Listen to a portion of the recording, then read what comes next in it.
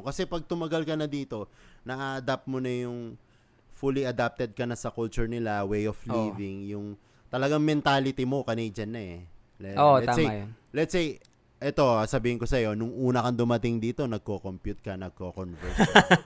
Diba? Uy, ang daming makaka-relate dyan. Sa lahat Totoo po ng yun. mga nag-abroad, lagi nagko-convert, diba? Kahit po Laging ako, nung automatic. una akong dumating dito, kahit Oo. hanggang ngayon, kahit matagal ka na, Oo. iniisip mo pa Automatic rin naka yung, times 40 yung utak mo.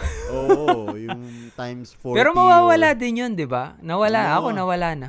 mawawala din. Pero, paminsan-minsan, kumwari, let's say, kung, paminsan-minsan, bumabalik pa rin. Kagaya ng, kumwari, gusto mong bumili ng barong, para sa mga Filipino event dito, may barong ka, di ba? Kasi Oo. yun yung formal dress natin eh.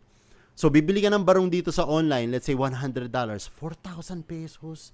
Sa Pilipinas, baka makabili ka ng 2,000 pesos. Alam mo yun, Oo, 500 yung nga lang makakakuha oh, ka 'di na. ba yung ano lang, hindi naman po araw-araw kasi madalang lang na maiisip mong bumili ng barong. Pag bumili Oo. ka dito sa online, doon bigla na lang papasok yung conversion again. So, Oo. pero wala yun sa everyday living. Wala na Mm. yun. Kuwari, bibili ka ng bigas, bibili ka ng tubig, Mm. bibili ka ng ulam. Wala na yun. Oh. Wala na. Pag May mga ano oo. lang. Oh, Sa una lang part, yun.